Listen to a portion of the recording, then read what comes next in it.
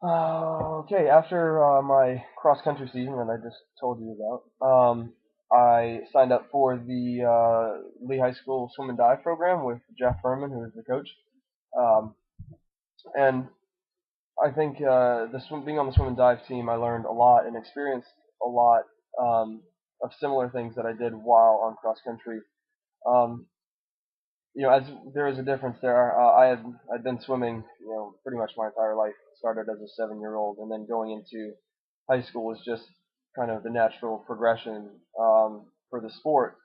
But it was on an entire another level of competition. Up until that point, I had largely been involved on my just in local neighborhood swim team. So, like cross country for the first few weeks of swim practice, it was kind of a shock to the system because it was far more intense and far more rigorous than it had been in past years. So strengths and areas for growth. The thing is, when you're swimming, you're in such a controlled space that the coach is really, even in practices, if you're swimming, when you finish at the wall, you get instant feedback from the coach saying, um, as far as technical things are concerned, how your stroke looks, how your turns look. Um, and so I had identified my strengths in a couple particular strokes, breaststroke in particular, and freestyle. Um, and so, you know, uh, Coach Jeff, kind of while I was swimming over these past 4 years, honed in on those two strokes in particular, in order to help me maximize my efficiency and my performance in the water. Um, Undertaking new challenges um, in high school, not only are the practices more intense, but the lengths of the pool that we're swimming in both practices and in meets are considerably longer. It's a long distance race as opposed to shorter sprints. So for the first time, I ended up swimming 200 meters, 500 meters for the freestyle once or twice. Um, so that was definitely a new experience for me on a swim team.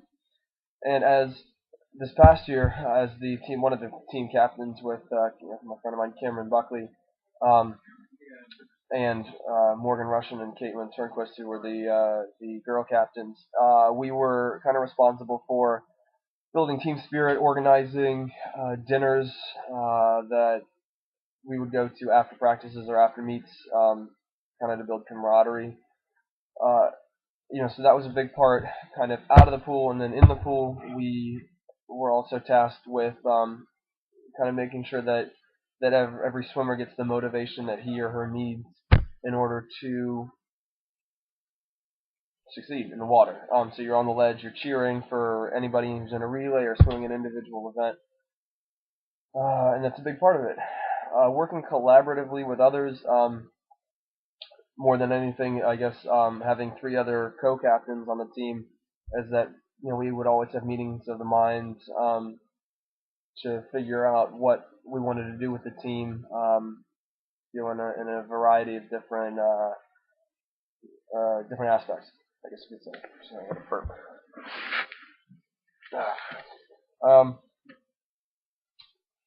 Showing perseverance and commitment 5 days a week, basically after school, every day from about 4 o'clock, and you get home.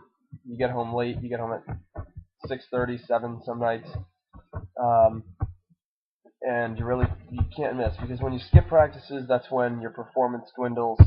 And while you might be comfortable, skipping a night and going home and sleeping, or watching TV, you're going to pay for it the next day in the water. Um, because it's important to continue on that specific regimen of practices. Um, Otherwise, because if you don't show perseverance and you aren't committed, then you really aren't getting anywhere with the team. And developing new skills, not only were technical skills developed in the water, but you kind of learn how to build up a team. And it's not, I guess managing is kind of an aspect, but not in the sense of the Lance, which is actually, since I changed the title, we'll move to the end of this, which I'll listen to in a minute. while that's kind of like managing a group of people, this is about motivating and pushing them to succeed. So there are skills in that respect versus skills that actually come handy in the water. So that's that.